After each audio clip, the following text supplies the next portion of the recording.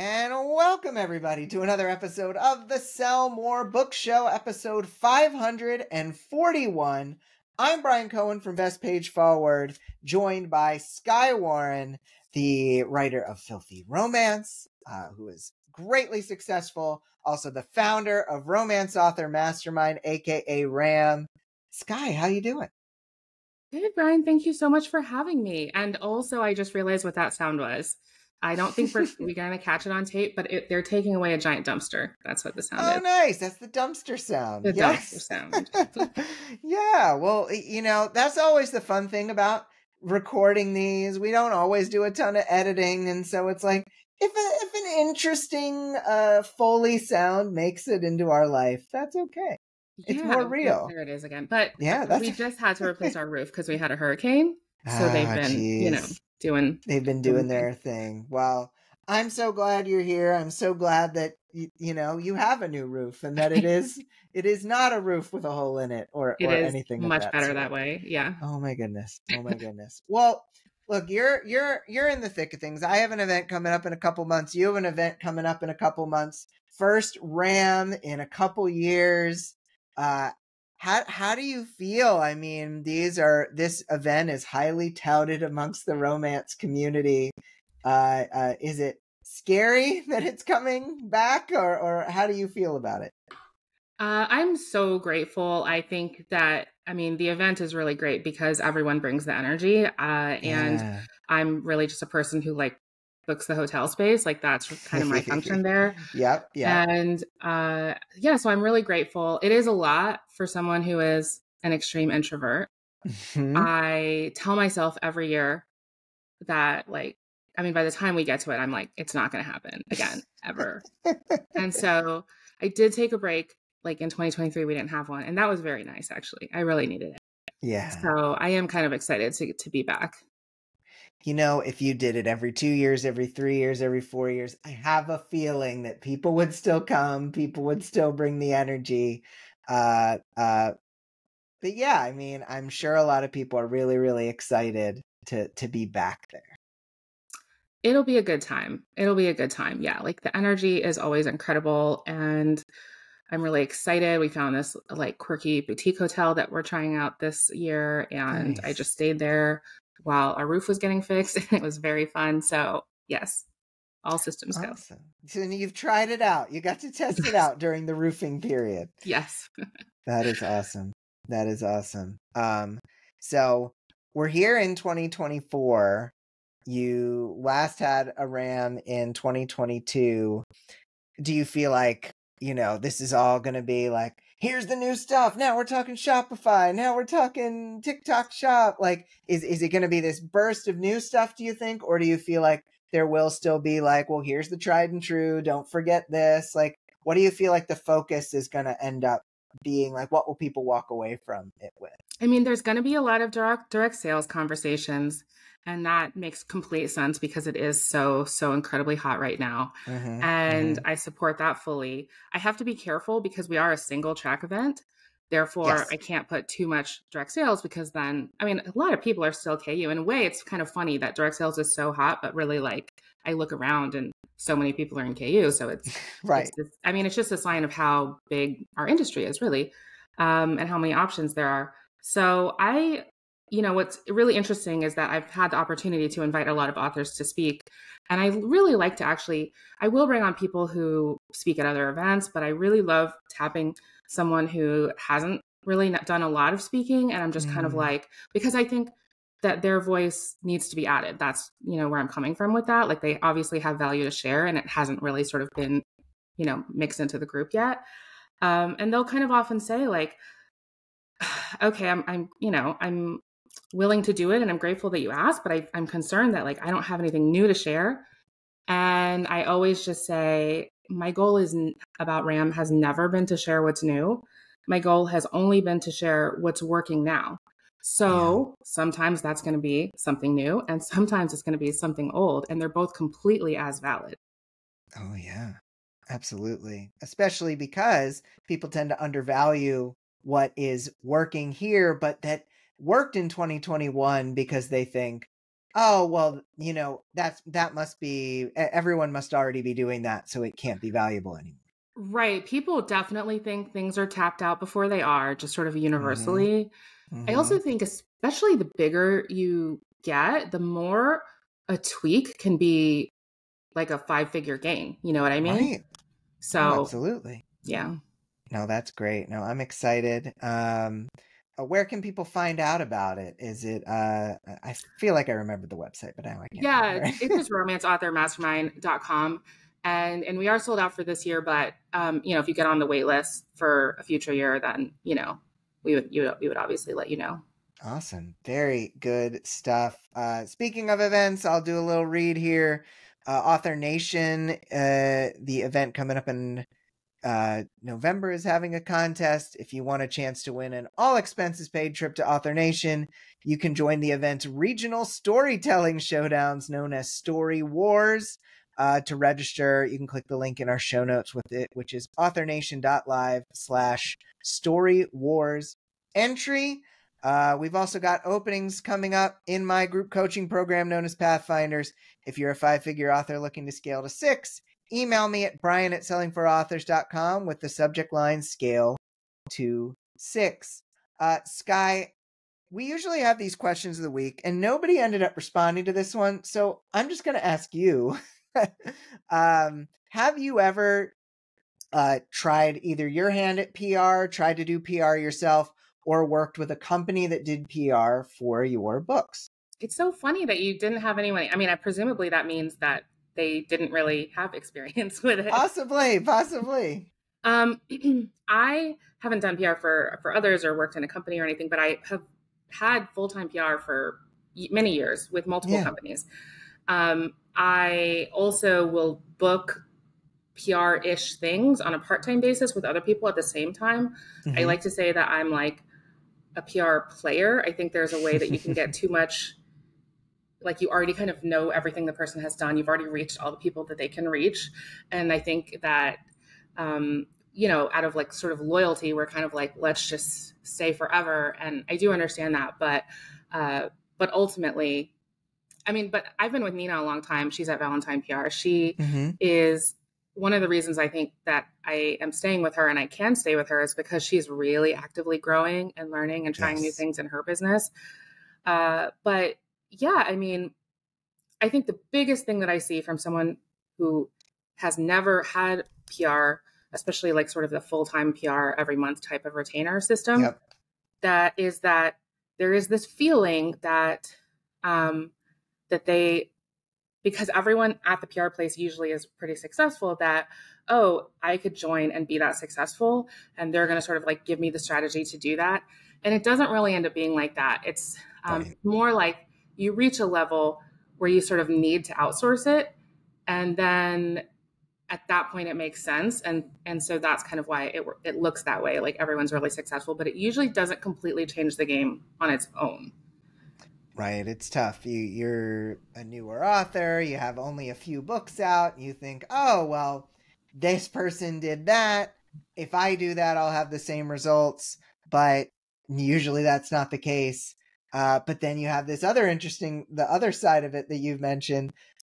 Possibly you get to a point where you've done PR enough times that maybe, especially if the agency isn't actively growing, you do hit a saturation point. So there's kind of this window at which you utilize PR and get the most out of it. And then there might become a time where you either need to pivot to someone else or you just say, okay, well, that's been my PR stage. What I find about partly that happens for PR people, but I also think it can happen for consultants or even when someone says like, oh, I wish someone would run my ads, is that I sort of feel like what they're asking for is someone to be the CEO of their business.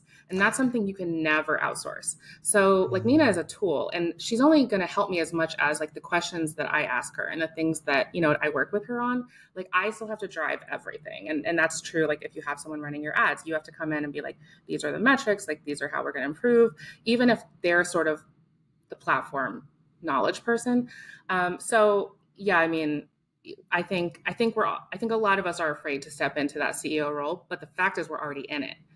Yeah. Oh, so good. I absolutely agree with that.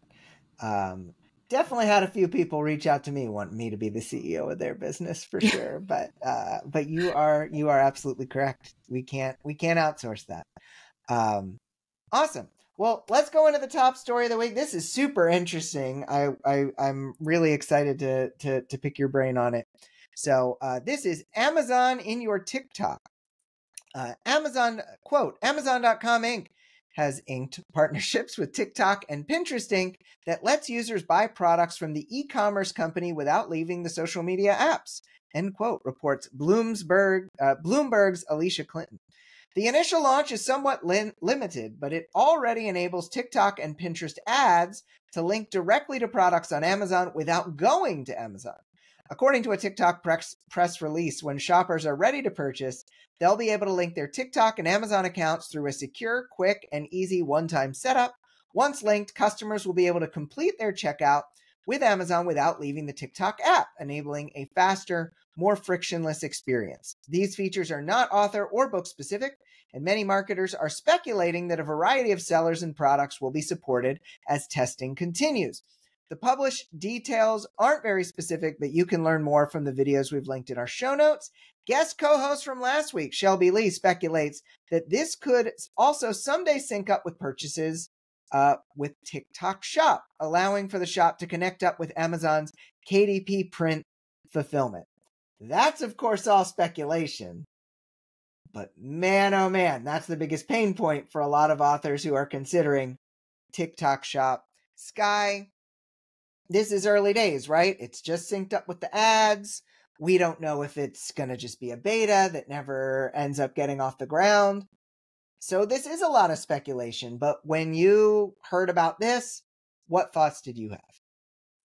Yeah, the ads portion is interesting because it's going to be more of a pricing question, I think, in terms of like whether the ROI makes more sense to spend your money on Facebook or on Amazon itself to sell an Amazon product or on TikTok. And they can also change that pricing, and the pricing will also change on it based on how many people are using the platform. So that I think probably what's most interesting is just the idea of Amazon partnering with TikTok in any way, like that. Right. I mean, what you would really consider is just like serious competitors. But I think it's a good sign. I think that Amazon recognizes that TikTok has become a tour de force when it comes to product. Yeah. In a way that I'm not sure people really thought that they could, and in a way that other social media have tried to emulate with like Instagram Shop, and it just never got close, you know? No, it didn't. So, but I will say, I guess my thought process on the shop is that I had the experience of selling a product on TikTok Shop, and I was still getting a lot of organic reach. So I wasn't doing ads on that one. But I was getting a lot of organic reach. And what I found is that people were still really, really willing to go over to Amazon. And in fact, they would do it almost more often than they would use TikTok Shop, even when it was literally right there. So I found that interesting. I mean, they're definitely making moves, but I don't know if they've really hit the full, like, you know, what they want to do, what they can do, all of that. Right. You know, you bring up a really good point. One of my clients who had a TikTok Shop product go viral, they had a great month. They still, even from going incredibly viral on TikTok, running TikTok ads specifically to that book, they still were able to get 50% of those sales on Amazon as well. Yeah. Plenty of people wanted to go to Amazon specifically. Yeah. And you wonder, TikTok setting up this partnership, so maybe that doesn't happen as much. They've got the metrics. They can see people are leaving our platform to go to Amazon all the time. They're trying to reduce that step, whereas Amazon says, hey, TikTok is having a lot of products sold that aren't ours. We want to make that connection. It really makes you think that this whole TikTok going away at some point in the United States, if there's just too much skin in the game for that to ever really happen. It seems really unlikely to me. But then again, I also didn't expect, I guess, the countries that already have banned it to ban it, and how that really, I have someone doing videos for me, and she, you know, lives in a country that it's banned. So it's all very interesting. But overall, I think it's a good step. I think, honestly, like one of the, I feel like biggest issues we've had with Amazon is sort of their closed door policy. And this is like sort of the exclusivity and all of that. And so this, I think it's a good sign. Yeah. Yeah. And all we can have all the speculation in the world of if TikTok Shop will someday integrate in this way and lead to all of the benefits of the organic TikTok traffic helping to raise Amazon sales. We'll see about all that. But hot potato wisdom question for you here, Skye. So obviously this initial Amazon and TikTok integration is for ads only at this time. What features would you hope to see in the future between some kind of TikTok and Amazon connection? Like you said, definitely selling The print TikTok books shop. makes complete sense. Like it's just what people are already having to do when they're kind of having to do it out of their homes and everything. And for some people, that's perfectly fine. And especially if you get like heavily into the special edition game, you can make a lot of money there. But for people who live in places where they have like a third floor walk up, that's never going to be possible. So I think that definitely makes sense. I am curious. I don't know if anything ever happened to it. There was talk of TikTok doing an e-reading app. Interesting. It was interesting. I feel like we would have heard it by now, so maybe they've scrapped it, but it almost makes me wonder if they're like looking in that direction. Because obviously Kindle not being able to sell ebooks is a certain amount of a hit, right? Like it. Right. And they get around that obviously on Kindle Unlimited. But they also get around it on anything that's subscription based. True. And TikTok was I know that they were serious about it because they were circling contracts. I didn't sign with them, so I don't know how it happened. Right. But yeah, I mean, I guess what it boils down to is you have two groups that are really powerful and really forward thinking. And I think I would like to see something in that realm. Like if you're like, what features do you hope to see? I think it would be interesting if you said that, for example, Vella worked on sort of like a monthly subscription. Therefore, you could buy it on Kindle and you could buy it on TikTok. You could buy it on your phone. No, you could buy it on the app, but the web, but then you could use it on your phone like freely. Yes. I think that would be really fun. Right? Because right now, even if someone's really active on TikTok, they've got a TikTok shop and they do lives, people are following, which by the way, if you haven't seen it, I mean, it looks exhausting to me as an introvert. Oh my gosh. It's like running like your own personal like home shoppers network type thing. Like, Yep. But those people still have to say, okay, buy it, and then it will be shipped to your house. But what if someone could click and read right there? And like, we know that technically they can, right? They can go over and buy it, and I'm sure some do. But what if it was just like more integrated than that? Oh, that would be so cool. I really like that idea. Well, you've got a question for me here. Yes. So do you think that the TikTok and Amazon integration will be more valuable for individual authors or for publishers, influencers, and book talkers? Well, I think that if this integration continues right now with the ads, it's probably more valuable for publishers who have a budget, or for influencers, because you can sell commissioned products over on TikTok Shop, but that wouldn't really connect up with this Amazon integration all that much. I think it really depends on, does it get rolled out? If it gets rolled out fully and they do find a way to connect it up with the TikTok Shop showcase, which has led to full-time careers for some influencers, being able to sell people's books, sell people's products, then it's going to be beneficial for everybody to make more money and to help more influencers make money, more authors make money. I think so much is going to come down to, is this going to integrate in all the ways that TikTok Shop currently does? Is it going to make shipping easier, fulfillment easier for TikTok Shop creators? Would the commission structure continue if it's for an Amazon product? Would that change the commission structure for the affiliates who are using TikTok Showcase that though there's so many unanswered questions, but if everything synced up, if everything was at peak benefit for each person involved, then it could be a huge game changer. But in the beginning, with just this one test, it is very difficult to tell who would benefit beyond just publishers at this point. It does seem like right now it would be just those like huge publishers who would try it. And it's not that promising because those people I feel like are the least worried about ROI. So and, you know, yeah. Yeah, no, totally. Well, great stuff. We're going into the lightning round, Skye. I know you're prepared. You're ready for a lightning sound. Have at it. Oh, what was it going to be? Oh, it was from the Seuss book. I know. It was from the, it was like plit, plit. Plick, plick, plick, plick. Plit, plit. Plick, plick. I nailed it. You did. You did. Let's rock with the lightning round. So your event, Romance Author Mastermind, focuses on higher level strategies in this kind of one track system and these connections that romance authors can make there based on the event from 2 years prior that you had. What strategy from the 2022 RAM would you say authors have taken and run with and has worked really well since the previous event?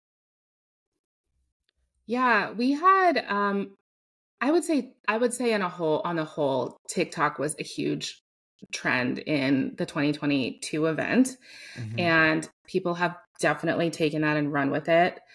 I find that with I'm supposed to be fast. So did I do 60 seconds already? No, keep going. I think what's interesting though is we have a lot of repeat people who come, and sometimes it is also like for me, I didn't even get into translations until like the past couple of years. I had some sitting on my hard drive, and people were talking about translations a zillion years ago, right? This is old news. I don't think we even had a speaker on it last year because it was just in 2022 because it was just like that's how old of news this is. And I finally got into it. I'm like, wow, that's a lot of money. So, sometimes we have to hear things when we're ready to hear it. So that too is part of it. Yeah. Love it. That's really helpful. All right. You got one for me. Yes, I do. So the question is, what strategies that you see high-level romance authors using do you think would potentially work in other genres as well? So, I mean, it often goes that romance authors will try something first, and then other authors, mystery thriller authors, cozy mystery authors will try it after. I mean, we have seen big successes on TikTok, big successes from translations that are outside of the romance genre. But I think authors also need to keep in mind that just because something worked with romance doesn't mean it will work in your genre too. Things are worth tests. It's the old Google concept of use 20% of your time trying something new, trying something different. But if you try it, it doesn't work, but you have things that do work, it is okay to keep doing the same things and keep pulling the same levers that work. There is nothing wrong with, this 2019 strategy still works. Let's keep doing it. The grass is not always greener on the other side. The new thing is not always the best thing to do. I love what you said. As long as you have the lever that works, it's kind of like absolutely. And it is nice to add new levers, but why would you stop pulling one that works? You know what I mean? Like it doesn't really make sense. But I had a question for you. From your perspective, why is it that's the case, that romance authors tend to sort of try things first, and why maybe things work for us more that don't always work in other genres? That's a good question. I think there is a very large romance readership. There are romance or non-romance readers out there, but they don't tend to be as ravenous. So you get a quicker feedback loop. Like you're seeing in real time, my list of, if you're Lucy Score or someone who's got 100,000 plus email subscribers, she can try something. Boom, we're getting immediate feedback that this worked or this didn't. So you can pivot faster. If you are a successful cozy author and you have a smaller list or you have a smaller reader base, it might take time for that feedback to kind of percolate back to you. So as a result, you're getting this quicker experimentation, and romance writers often sometimes write faster. They'll certainly write faster than an epic fantasy author or a big sci-fi author. So you're getting more attempts as well. So more experiments and quicker feedback feels like the reason why romance authors tend to move on things faster and see the results faster. But yes, totally. I think, I mean, I definitely think the size of the book matters a lot. Like, yeah, if I were personally going to go write 150,000 word fantasy novel, it would not be 150,000 word fantasy novel. It would be 3 books that were 50,000 words, which is literally what I do in romance. So, right. So that's part of it. Yeah, I mean, that's one of the benefits of writing shorter is that you get that feedback really early rather than late. So yeah, that's really interesting. Yeah, no, I loved that question. All right, so you've taught and used Facebook ads for many years. You had a very successful Kickstarter that had one of those as the levels of your Facebook ads training. Do you think that Facebook ads, meta ads, are easier to learn than they used to be, harder to learn, or would you say they are about the same? As we have, I think there are some beeps happening in Skye's house. Muted. I finally muted. Okay. No, you did great. So I love Facebook ads. Like, that's my history, is that they really changed my own career in a huge way. And it was for anyone who's been in the industry a long time. Like, I've been in it for 10 years, but a lot of times we'll meet authors who've been in it for 20 or 30. And, everything we had, like, you could take out a full page ad in Kirkus or something like that, and it would be a lot of money, and you could potentially get like 0 ROI. You would never know, but you would also know it wasn't high, just because like no one would ever mention it or anything. Like, you wouldn't see a bump or anything. And so, like, compared to that, being able to actually see, wow, I can tell that I made a profit. I can tell what the profit is, and I can tell that it's profitable, and like I can keep doing it. I can scale it. Like, all of that was really mind blowing for me. And so then, yeah, I've been teaching it for, I think, maybe 6 years. I think I started the year before my first RAM or something like that. So I have taught it a lot. And I would say it's really about the same to learn. Yeah. Actually, I hear, like we had mentioned, like a lot of people are like, Facebook ads must be kind of old. They must not be working. And I think you hear a lot, they're not working because people are truly experiencing that it's not working for them. But the thing is, it's about iterating so that you're sort of constantly trying new things. And so, yes, like the ad as it was made 2 years ago is not going to be profitable right now today, but it is about finding what audience and what creatives are going to land with people right now. I think also one of the most, obviously you can run what most people think of when they run a Facebook ad, which completely works, is you run the ad to book 1, and then you make, they read all 6 books in the series, and then you make that ROI. Perfect. That's great. But the next level usage of Facebook ads is actually using it to understand what readers, first of all, like about the packaging, so that you're not just picking covers and blurbs based on emotion. I got that word from Inez Johnson, and I've used it ever since, because I would say like sort of preference or aesthetic, but really it's emotion. Like, we look at covers and we're like, emotionally, I like that one, and really like apply the data to that. But also even figuring out data wise, oh, they like it when I write this kind of story. And you're not locked into that. I think like it's really important that authors always feel creative to be free. And I've absolutely made decisions where my PR person was like, you're going to make less money. And I was like, cool. My muse is saying this is all I can write. And sure enough, I did make less money. So like, you can make those decisions artistically.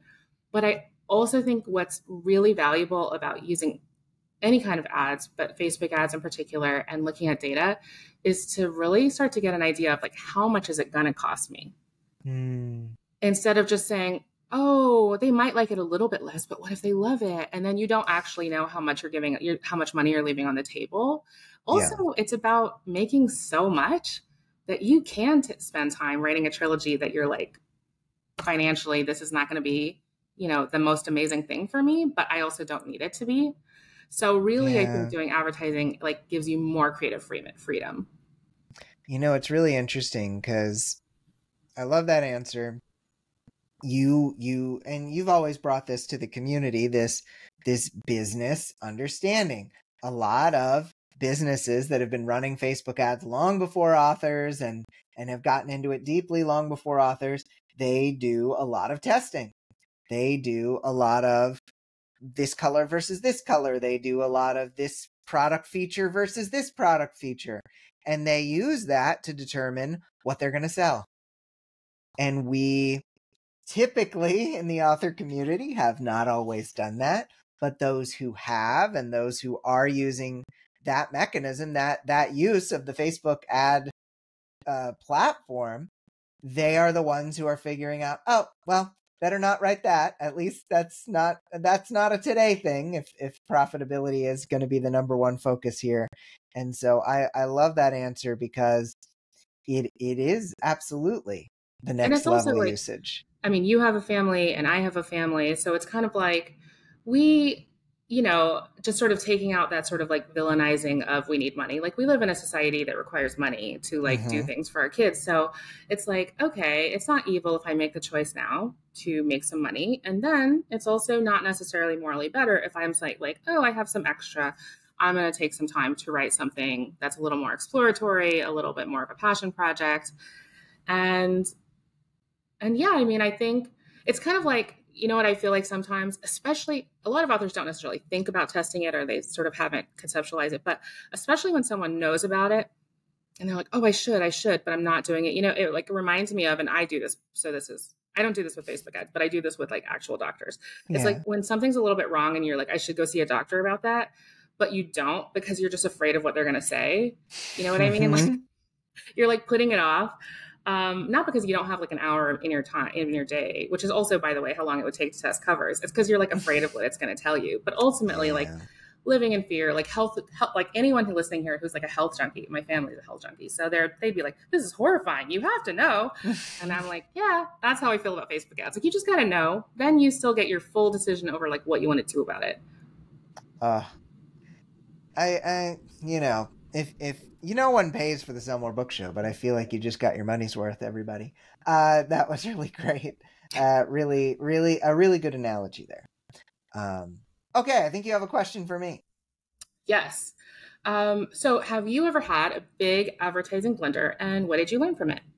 So yes, I advertised very heavily, doubled my ad spend during the 2020 presidential election month. Not that month, but the month before. Yeah. And just didn't think about, world events have an impact on my ad spend and my ability to succeed. And I have lived in fear of this year's election season. And so I have made sure to plan ahead so I will not make that blunder again.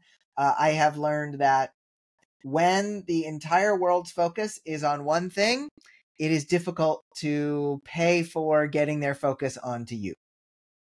It's so true. And yeah, I mean, like we all didn't know how COVID would go. That was terrifying. And it turned out to be fine. Actually, more people were reading during COVID, but we like didn't know that going in. Right. Yeah. Some people are afraid of fourth quarters. I haven't usually seen a dip, but you don't want to release a book right at Christmas. If it's, honestly, even if it is a Christmas book, you should have done it a few months earlier. But yes. So you don't want to release it all over Christmas. You don't want to do much around the election time, but yeah, that's a tough one. It was tough, but I learned it, and that's what's important. You make mistakes, you learn from them. Yeah.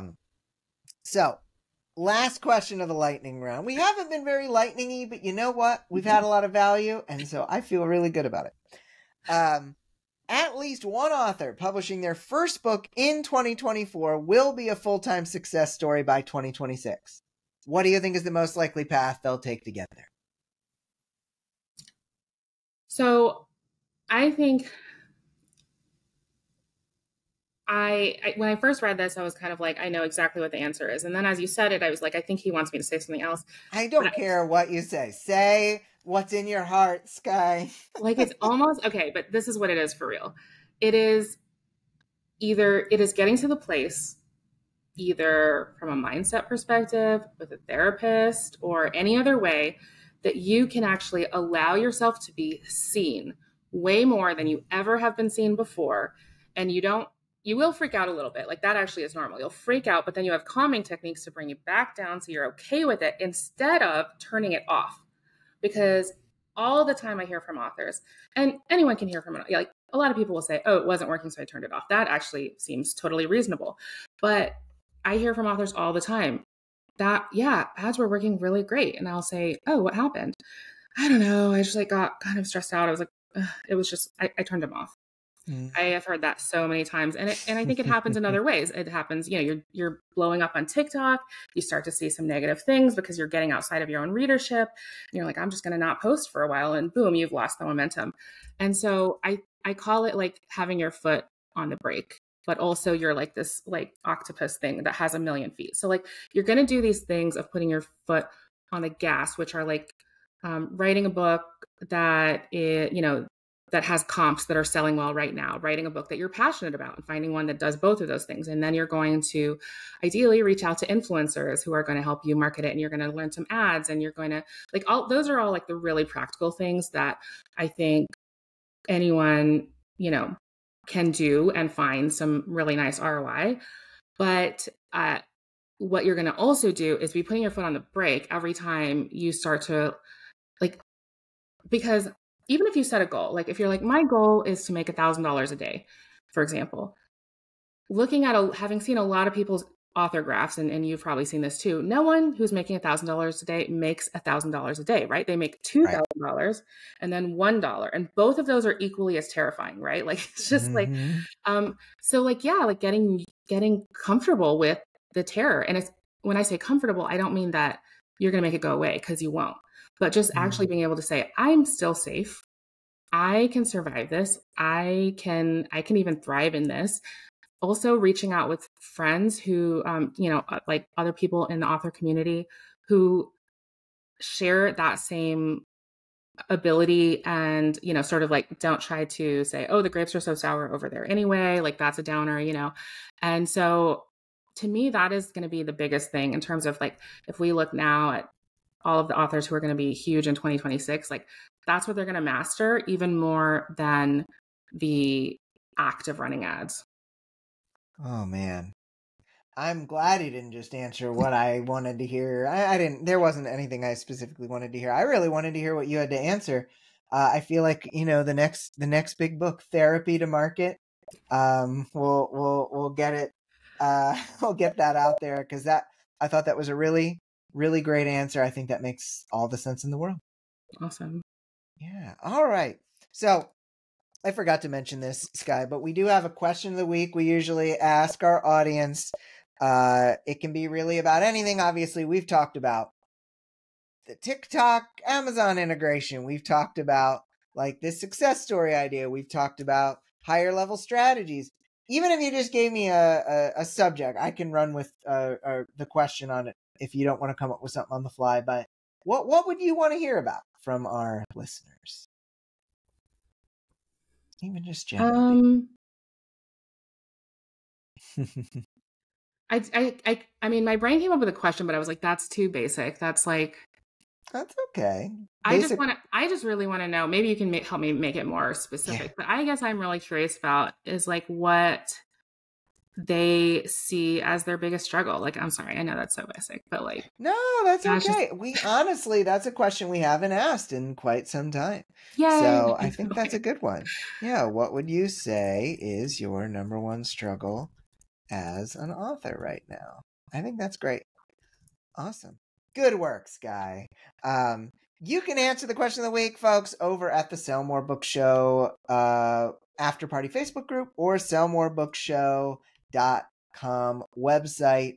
Go check out Skye Warren's stuff, skyewarren.com. Go put yourself on the wait list for future RAM events over at romanceauthormastermind.com. I'm so glad you were able to join us today. I'm so You were glad that I awesome. was too. And I wanted to tell you, there is a place that you can go to, authoradsintensive.com, and it has a you get a PDF on how to cover test, basically using Facebook ads. Authoradsintensive.com. Yeah. All right. And so, yeah, I think notes. that would be useful. And I would love if you guys would try that. And that could be my question. Which cover wins? No, that's way too much work. We're going to have another episode, so we could always ask that in the next one. That's totally fine. But thank you. This has been a lot of fun. Yeah, I really appreciate you having me. This was a great conversation. Yeah, thank you. Awesome. Well, Skye will be back for next week's episode, the magic of wonderful podcasting.